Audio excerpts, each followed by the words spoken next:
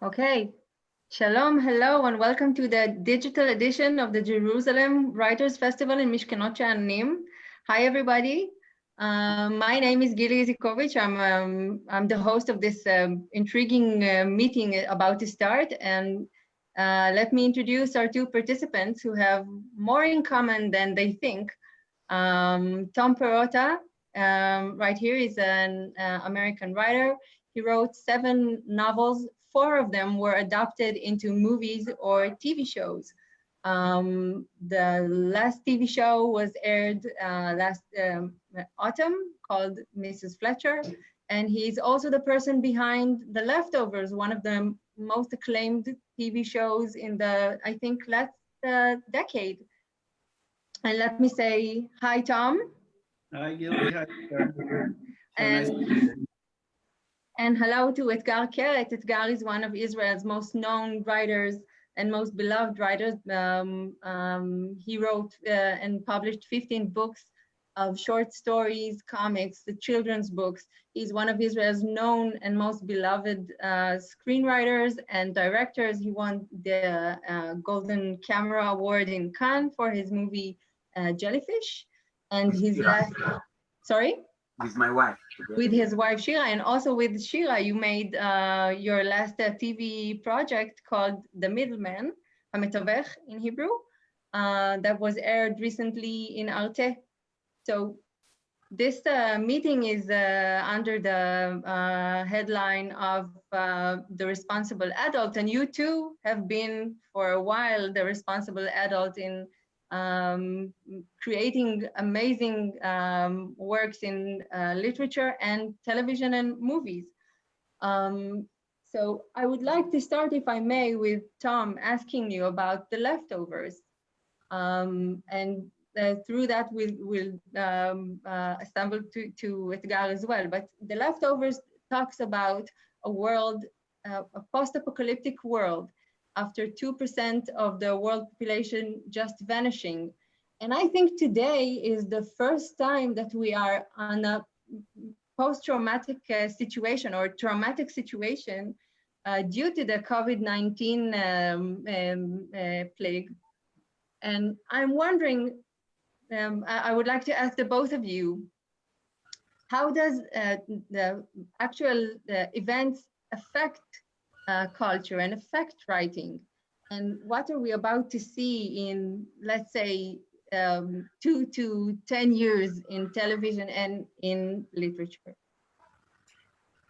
You know, that will be the big revelation over time, is how writers and filmmakers process an event like this, because it has the effect of marking a dividing line between before and after. And you know, somebody said recently, in the US at least, that the post 9/11 world had finally ended, that this was an event that was redefining in a way that had been an event that was redefining. And I know from my own work, The Leftovers really is a response to 9/11 and that way in which a single event can reshape an entire society and create new narratives that people have to live in and you know, destabilize the world. I think most apocalyptic fiction assumed that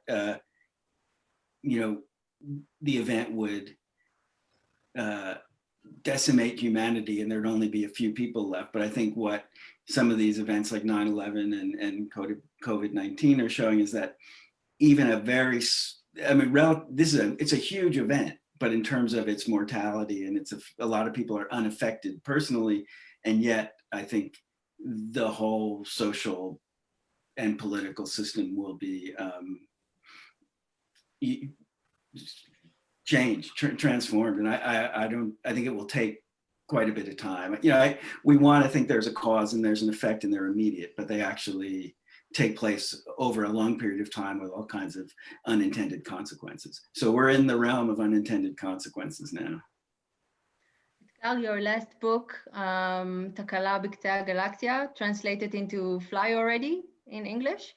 also had like a feeling of post-apocalyptic scenarios and stories.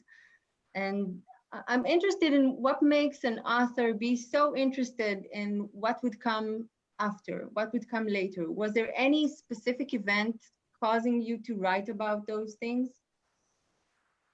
Well, I think that my personal feeling is that as I grow older, I understand less and less the world around me, and I'm able to predict what's going to happen less and less. You know, I think that maybe a good example for that was that before the last elections in the U.S., my son, who was about 10 at the time, he asked me, why does everybody show on the TV this guy with the funny hair who keeps saying, grabs them by the pussy? And like wanting to be a very kind of good educator, I explained to my son that this man wants to be the president of the US, but what he says is something that offends half the population of the planet and half of the population of the US. So basically by exposing this tape, it would mean that he will not become the president of the US. And my son listened attentively, only to return 3 weeks later, and he said, Dad, you got it all wrong. This guy is the president, actually, as he told us today. So I think that I find myself more and more kind of in a situation, you know, in politics, it's very, very easy, for example, to accept the fact that ethics are not important, only the law is important. Can I put you in jail for that? If I can't put you in jail for that, then forget about it. You know, we have nothing to talk about. While when I grew up, you know, the idea was that if a politician would get smeared, it would be the end of it. Right now, it doesn't matter to anybody. And this is one aspect. On the other aspect, for example, is really technology. That when I was a little boy, they put the first ATM in our town, and my mom said, I would never know how to work this thing out. And I said to her, no, I'm going to teach you, Mom. It's going to take some time and you're going to figure it out.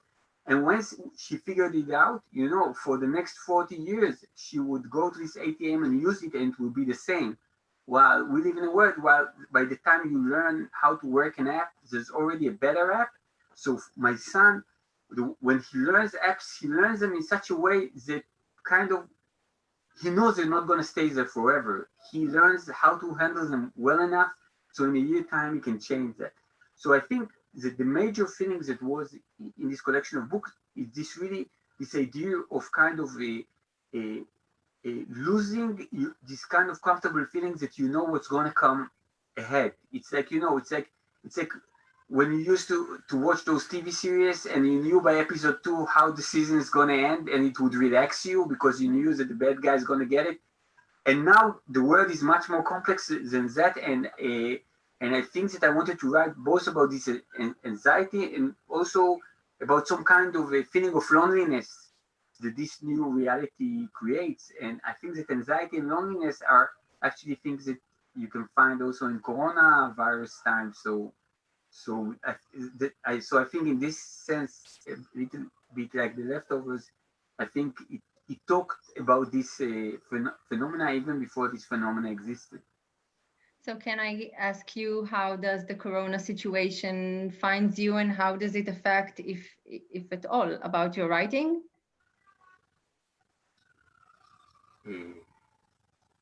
Oh, is that to me? Yeah, both of you. Oh, yeah, I'm working on a novel that I started before this happened, and I'm in it and I'm writing it, but I'm so aware now that my characters are living in a reality that has been superseded by this event. Suddenly there's a kind of nostalgia around this world that they're living in, because they don't know, as we didn't know 6 months ago, that this was going to be our reality. My characters have no idea, and it makes them seem more poignant and almost historical now. I thought I was writing about the world as it was, and it was that way, but it's that way no longer. And I think, you know, I don't try as a novelist to react in, you know, in a momentary way. Like I didn't change my book at all to respond to this new and very strange reality. If we all survive and I'm lucky enough to be writing 10 years from now, maybe I'll have some novelistic response to this set of events. But right now I'm writing about that vanished world of 6 months ago. Etgar, same question, please. Yeah, so what I want to say just about what Tom said, that actually this just past months, 2 months were, I think, the most prolific months of writing in my life. And I feel very much like Tom, that, you know, every time, let's say, my characters hug each other or shake hands or give somebody a kiss on the cheek, it kind of feels much more substantial now. You know, it's kind of, it's more than just a gesture.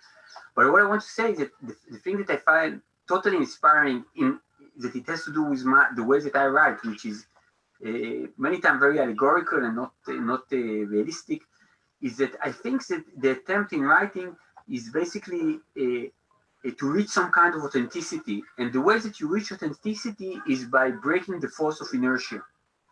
And the idea is that usually, like a story, if you have a guy who every day goes to work, one day something happens and he doesn't go to work, and the story begins. And basically, I feel that the coronavirus has this artistic effect on all our life because it broke the force of inertia. You know, if we would wake up in the morning and very quickly make a sandwich to our child and put him in school and then run to work so they won't fire us and then get some work, suddenly you wake up in the morning and you say, what do I want to do? How do I feel about my life? And there is something in this kind of glimpses of authenticity that I find automatically inspiring, and they kind of many times kind of raising the stakes, you know, because if my neighbor son sees his grandparents, then again the agreement if they will touch him or not touch him, suddenly it has some kind of a dramatic thing in it. If you see people fighting over toilet paper in the supermarket, it kind of makes you think about the function of money, you know, like you realize that basically is that, you know, that when worse go to worse, you can't wipe your ass with a credit card, you know. So so a lot of those kind of things, they are kind of challenging the envelope, and they kind of bringing up all those what if questions that many times writer can bring in a story. And so let's say, for example, when Tom wrote The Leftovers, then he would say there will be this trauma and people will react to it in a different way, and some people you know, will become nihilistic, and some people will become believers, and some people will doubt, and some people will find certainty, which is something that, you know, that we see as a son of a Holocaust survivor. You know, Jews that passed the Holocaust, some religious people said God wasn't in Auschwitz and they became secular. Some secular people were saved and became ultra-Orthodox. It's not that there is one way to experience it, but I feel that right now, that when I look around or when I think about things that I was certain about, you know, then some things have been shaken enough so I can see things clearly, and not just through this kind of glasses of passivity and force of inertia that I just see them but don't really see them because they were the same yesterday and the day before that. Okay. We're actually gathered here to talk about adapting books into television shows or movies. So I think my next question has to deal with that. Tell me about your work. How do you make something that you wrote by yourself in your home office into something that talks in a completely different language artistically? So what do you need to do in order to overcome this gap? Tom, maybe we should start with you. Yeah, well, it's actually interesting because Etgar collaborates with his wife, and so that I think is a different challenge than for me. I think you know, the fundamental difference is that novel writing is a very lonely but also personal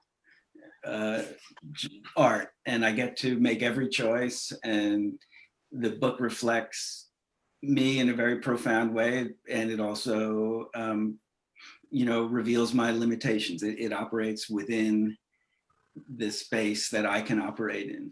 But when I collaborate with other people, and I've been very lucky in the collaborators I've found over the years, my world expands. My limitations are no longer the defining limitations for the work, but I also have to surrender some control. I have to say, okay, Alexander Payne, if you want to set my book Election, which was written to take place in New Jersey, if you want to move it to Nebraska because that was where you grew up, and this is going to reflect some of your own aesthetic preferences, I will have to trust you to do that. So there's an act of trust that is involved.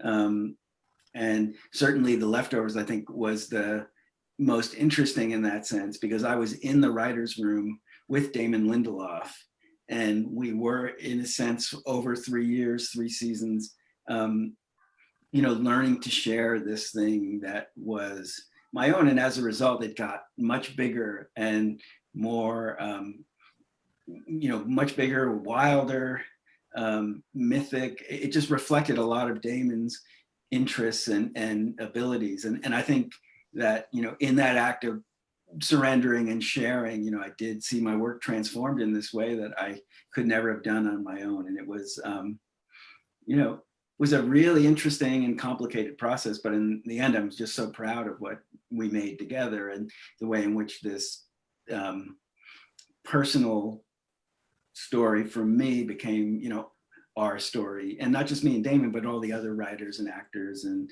everyone else who worked on that show. So it really is a move from the first person, that's mine, to that's our story. Etgar, your wife gave an interview just before The Middleman was aired, and she said that being on the set together was like going through couples therapy. So I think I need some explanation about that. It's the thing is that my wife and I, we've been together, I think, for 23 years. I think. And the thing is that the most annoying thing about our relationship, there are many annoying things about our relationship, but the most annoying one is that whenever we have a fight, and we don't have that many fights, it takes something like 4 or 5 days to kind of return to normal.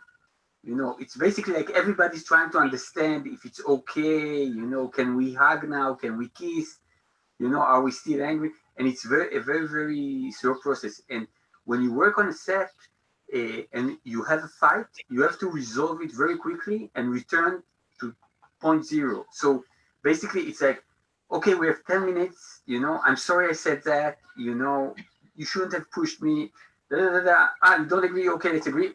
We finished it, we're okay, we go, we still have 8 hours to shoot. And there was something about it that it actually helped us kind of focus about the things that bother us. But I wanted to pick up on something that Tom said about the collaborative aspect of working together with other people. Then with me and Shira, I can talk for hours about why I think we're a very good team, because really I think that, Shira is a poet in nature. She did many things. She's a poet and playwright. So she's very much in the present, in the experience. And I'm very much kind of a storyteller. So when I see something happening, I ask what happened a minute before and what's going to happen next. I'm never in the present, it's difficult for me to, even like, when I talk now, I say, oh, and and 6:45, I have to do this before I go there, in the back of my mind. So I think this is our combination. But in the working on The Middleman, we really had the huge gift of working with really the most gifted actor I've ever met, named Mathieu Amalric. He's a French actor, and the thing with him is that the way that he acts is very, very naturalistic and very, very kind of hyper-realistic. He feels it with his body. He needs to have things in his pocket. And what we wrote a fable that was totally abstract. And whenever it came for a scene, for the scene to be real, it had to become concrete. And for example, in our scene, in one of the scenes, there is a speaking goldfish who gives a legal counseling, to our hero. Mm-hmm. And the goldfish and the hero, they have a fight. And when they have the fight, then Matthew told us, you just write a dialogue when you say, I'm disappointed with you, I'll never talk to you again, blah, blah, blah, blah. But he said, this friend of mine is so annoying that I want to punch him. And Shirami said, yeah, but you can't punch a goldfish. So he said, yeah, well, for me, I don't know. So I should punch him. It's not just a conversation. This guy is really pushing me. And we said, okay, but you can't punch a goldfish. And the first take we did, Matthew, almost unconsciously and instinctively, at some stage, he lifted the fish tank and he started spilling the water from it. Saying to the fish, okay, you don't want to help, motherfucker. It's okay. Now let's see how you swim without water. And there was something about it that the meeting point between us took a surrealistic fable and made it a hyper-realistic surrealistic fable because one of the collaborators couldn't live in this world of ideas. He wanted to feel it. And I think that this collaboration, they can really create a unique tones that no one person could ever reach on his own, because they can have in them, it's almost kind of an oxymoron. It's like forces that go in opposite direction and create something that is brand new. Does it happen when you write that you already think about the way it would look on television or on cinema? Do you write and think, okay, this would make a great scene somewhere, someday? I never do. Writing fiction, I think Etgar seems very prolific. I don't know, he can tell us how the writing process is for him. I'm very slow, deliberate writer, and it doesn't flow out of me. And I think I'm just so conscious of trying to solve a particular problem in the story.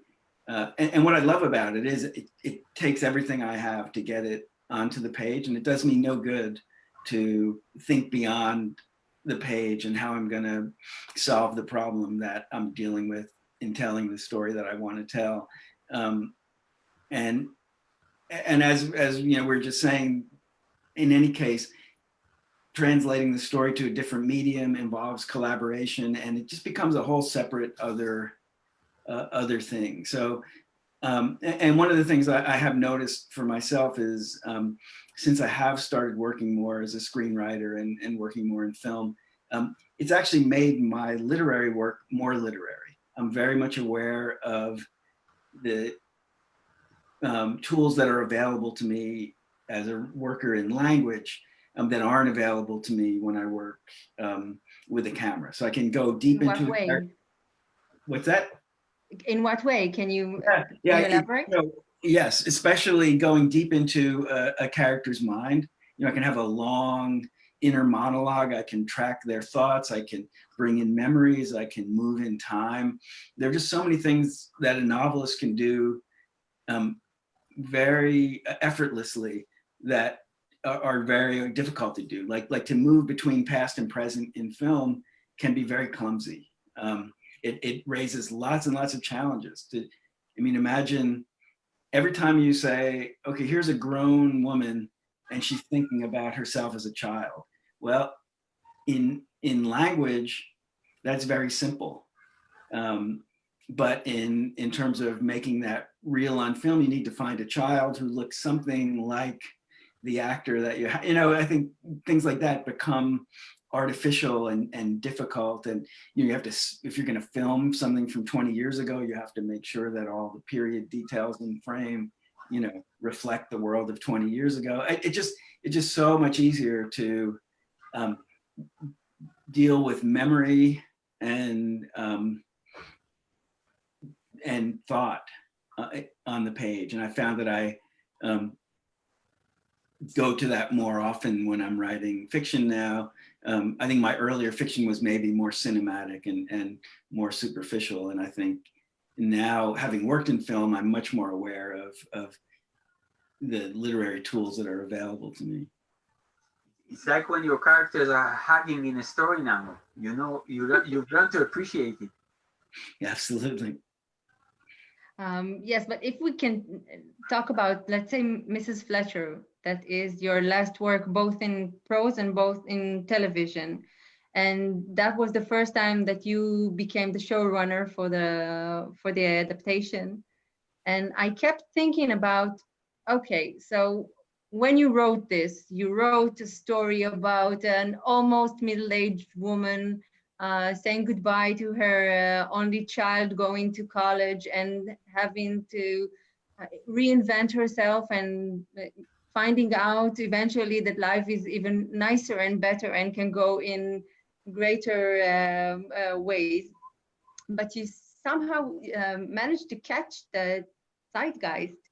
I mean, and we see that Brandon, her son, who had supposedly were supposed to be very successful and have a lot of fun in college, and he's the person of yesterday. And Eve, the star of this story, is finding out that she is the person of tomorrow. So I'm thinking about the way they talk to each other, the adaptation and the origin in the prose. Tell me about that process. Yeah, you know, I think that partly because I was the showrunner of Mrs. Fletcher, it was, at least in the writing phase, a little, you know, it's much more faithful, I think, to the novel in the way that it's set up. But I think I had the experience that Etgar was talking about with Mathieu, with Catherine Hahn, who plays Mrs. Fletcher in the show.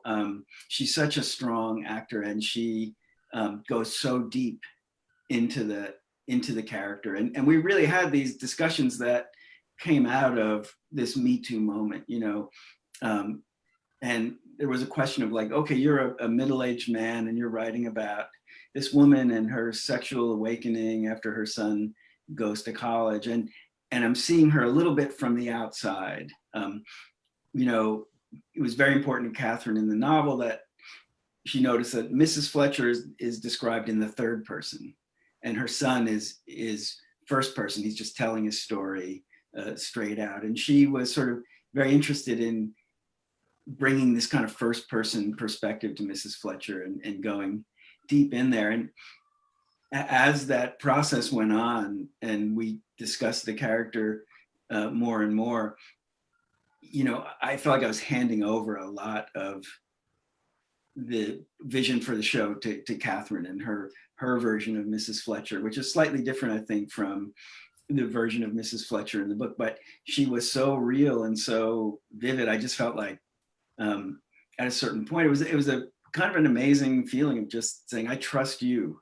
Tell me what Mrs. Fletcher is thinking and feeling in this moment. And by the end of that process, she was like on set, you know, making, you know, very interesting suggestions and kind of taking on a kind of co-writing responsibility in terms of the way that the story and the character would evolve. So it became like that collaboration between a writer and an actor, I think, is a very interesting one. Can I ask Tom a question about Mrs. Fletcher?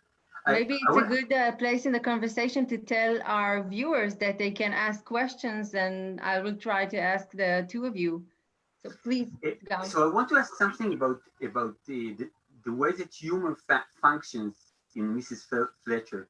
You know, because I mean, without like, I mean, I bet some of the people who see us didn't see the series yet, but if I can just talk about this kind of, let's say, the beginning of the series, she basically has to deal with a problem that an elderly person is watching porn in public, and she has to deliver this to his son, who's actually very happy that his old father still watches porn and really doesn't see what's the big problem around it. And I think that the idea is that everything about this situation objectively talks about sorrow. It talks about becoming old. It talks about being demented. It talks about having a father that you have no solution for him. It talks about working with people who are indifferent to the pain of others. It's really like, I mean, it's a very, very depressing microcosm, but at the same time, it's a very funny scene. And what I want to ask is that basically when you're writing it, you say, oh, I'm writing something funny, and then you discover it's sad, or you say, I'm writing something sad, and then you say, oh, but it came out funny. Yeah, I think that having a comic vision of the world means that you see the funny parts of everything, but it's to me, it's most interesting when that comic vision can encompass every aspect of life, including the most painful ones, without, I think, making them seem trivial and or denying the pain, and that I think that's just something that has always interested me as a writer. That those, I was lucky enough to study with the writer Tobias Wolff, who I think you may know from This Boy's Life, which is this beautiful memoir. It's a really funny book, but when they made it into a movie, it was very dark because the story he was telling was a story of really being abused as a child by a stepfather. And I was just struck by the way that the language transformed that pain and made it something life affirming, and that you never worried too much about this child because the man who was remembering that childhood had such a wonderful sense of humor about everything that he had suffered through, and you got a sense that that comic vision was somehow crucial to survival. So I think that I've always been drawn to those writers who can do that, can find something to laugh about in very difficult situations. I'm saying, I often refer to humor in my writing. I say that it's like an airbag in a car, that it only presents itself in emergencies. You can't push the airbag button, but if you're about to crash, then it's there to kind of cushion it a little bit. And I think that the feeling that I have, that because humor almost always demands some kind of reflexiveness, it kind of gives you the benefit of being an insider and an outsider at the same time to the phenomena. And the fact that you know that when you crash into a wall, you can also see yourself crashing into a wall and see some kind of a slapsticky aspect of it, it kind of helps you save your dignity. It's like if you sleep on a banana peel, the only way to come out of it okay is to laugh, because if you say God is so mean to me, or I think I broke my spine, you're going to lose your dignity, and this way you can keep it. And the reason I was asking you about it is just this idea is that because when I write comical stuff, I used to work for a comical show, a little bit like, I don't know, Saturday Night Live in the early 90s, something it was called the המוערכים, the Chamber Quintet. And when they hired me, I told them I only know how to write sad sketches. And they said, okay, send them. And and it's a sketch about a Nazi hunter who wants his son to go into business, and his son wants to be a dentist because he thinks there is no future in Nazi hunting. Now I wrote this, as son of Holocaust survivor, and it's about this kind of sadness of a man that his word doesn't interest people behind it. But it kind of came out funny just to save me from bursting into tears, And I'm saying that there is something about this kind of sensibility that I felt in Mrs. Fletcher, that it's kind of, there is something that I think people can mistake as light, It's like, I'm sure that, when a salesperson wants to sell it, they say, it's so funny, and she discovers sex, and her son is such an asshole, he's so stupid, and you don't. But when you see it, I think every scene of it, it's almost like a criticism of humanity, saying, couldn't we have done it better? Like, couldn't a son say to communicate with his mother in a better way? Couldn't people be nicer to each other? Couldn't, that's why I was asking if it kind of starts with the complaint and ends with being funny, or if you try to be funny from the first place. I'm never trying to be funny, though. I think, as you say, the airbag engages pretty quickly because life is sad. And it's been a struggle for me, not a struggle, but just a small frustration is I'm often described as someone who writes light, funny stories when I feel like I actually write fairly dark stories that are presented in a comic way. And I think that confuses people's reactions sometimes. I think, if I may, it's the reason that so much of current television is based on books, because books and authors, writers, when they're good, they can express this complexity.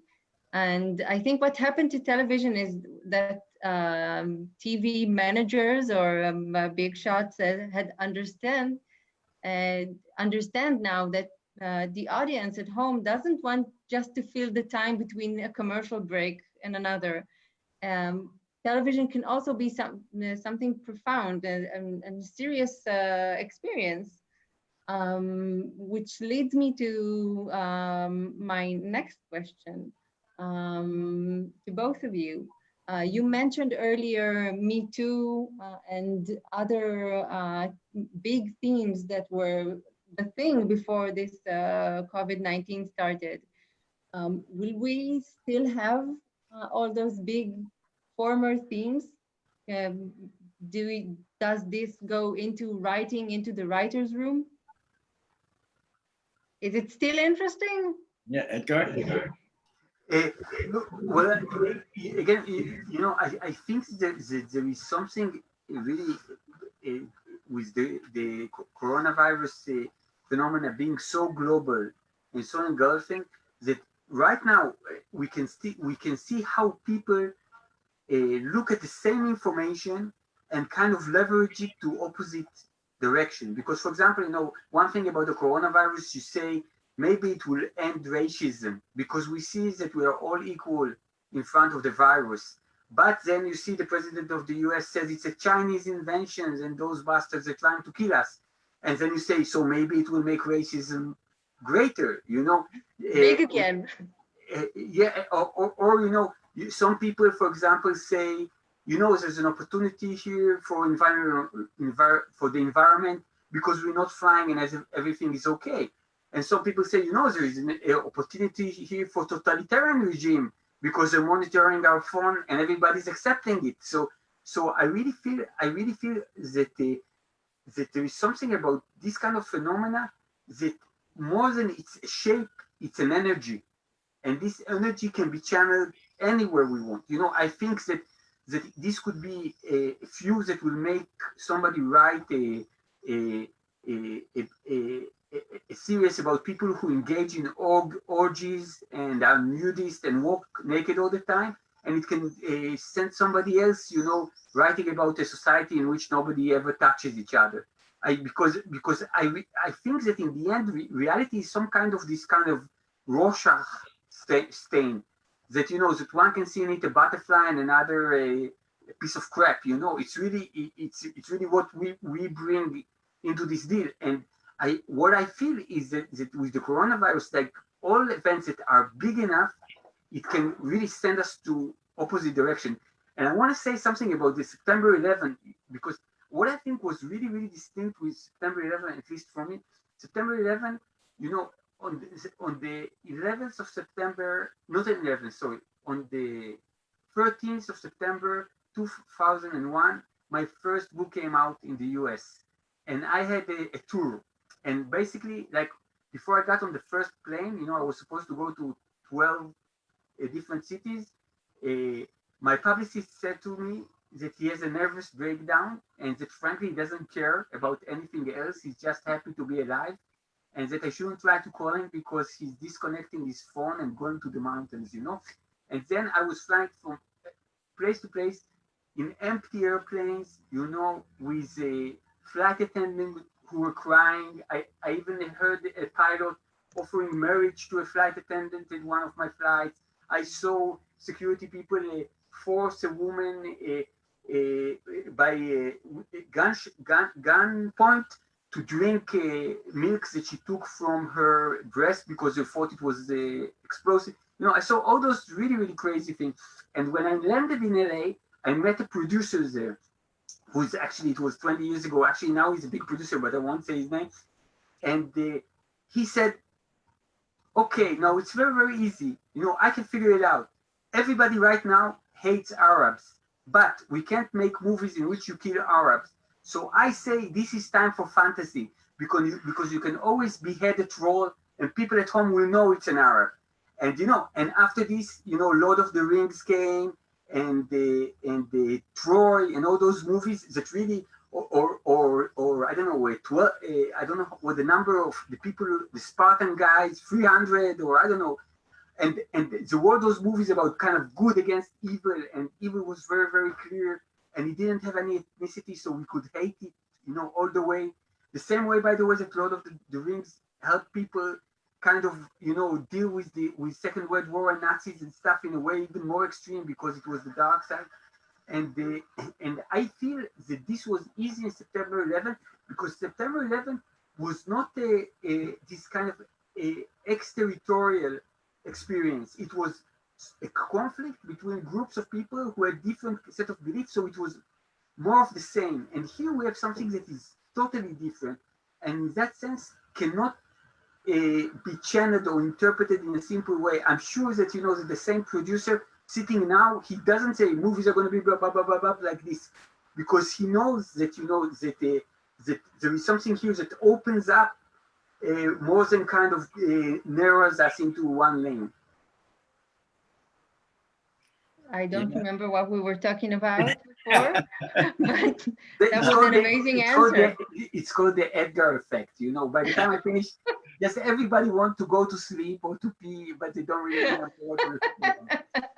Well, yeah, Gili was asking if some of these issues would go away, and I think what's interesting about him is that you know, again, you know, we were talking so much about climate change and finding it very difficult in the U.S. under the Trump administration to take it seriously and do anything about it. And now suddenly, you know, everybody's car is parked.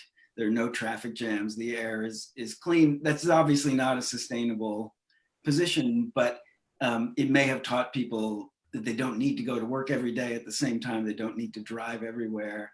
It's that, you know, it may be that there are changes in our behavior that we couldn't have imposed politically that have been imposed upon us. On the other hand, there's something, you know, Trump wanted to build a wall and stop migration, and the virus has had the effect, I think, of stopping a lot of migration. So we're seeing things that were, you know, sort of at the center of political conflict, and you know, there are these changes that have occurred that were, you know, forced on us by the virus. And I think, you know, whether these changes will be permanent in the way that, say, the Depression led to a social safety net. I think Americans, you know, I can't speak for what's going on in Israel, but, you know, the socioeconomic conditions have changed dramatically in a matter of weeks. And I think it will be up to us to decide politically whether there's an entirely new way of distributing our resources, say, and taking care of people. But in the end, you know, next election campaign will be between two elderly white rich men, you know, who will try to fight and ask and accuse the other one of being a bigger sexual harasser than the first one, or being less corrupt than the ones that they're fighting with. And it is like this kind of things that, you know, that it's always, the more things change, the more they stay the same, I guess. I have a question from the audience to Etgar. One person wants to know, how is the process of writing an original screenplay different from adapting your existing stories on the screen? Yes, so I'll close the window because the answer is secret. No, just actually because my neighbor is making some noise. So the truth is that, you know, that, and that's a thing I can admire in others. I'm very bad at adapting my own work because I think that when you adapt something and you move it between one medium to the other, then basically you interpret it again. You know, it's like, I mean, my favorite adaptation is Apocalypse Now, which is an adaptation of Heart of Darkness, and it's basically, you know, Heart of Darkness takes place in Africa, I think in the beginning of the 20th century, and the Apocalypse Now is during the Vietnam War. And basically, you could see somebody reading Heart of Darkness and say, oh my God, it's just like it was in Vietnam. You know, it reminds me of my experience. I can tell my experience through this story. And for me, what I feel is that I'm such a crappy reader of my own prose, because when I read it, you know, I don't process it. You know, it's just, I cannot give it this kind of extra stage that will make it, the adaptation, more than kind of faxing the page to the screen. You know, it's just like it's the same mind. And I think that maybe through the collaborative effect, and let's say when Tom talked about working with somebody who's interested in something that is a little different and makes you see your original work again, maybe that's the way of tackling it. But with me, usually or almost always when I write for the screen, I try to write something that I was unable to write as fiction. Okay, sadly we're out of time. So I would love if any of you has any last words that are important for him. Do you have any goodbye words? I don't, except to say that one of the strange pleasures of this terrible moment in time is that we get to have events like this, and I wish I could be in the same room with both of you and you know, talking to you that way, but I'm very happy to meet you in this strange, distanced way. Tom Porotta, sorry, Etgar? Yeah, no, I just wanted to say that now it's the honest disclosure that basically I propelled this entire event, you know, and I asked the festival to call Tom and everything just to say to you that you're really awesome and I love your work. Oh, well, it's such a pleasure to meet you, and I love your work as well. And Gili, thank you so much for this. Thank you both, Etgar Keret, Tom Porotta. Thank you so much, and goodbye to all our viewers. Bye-bye. Bye-bye.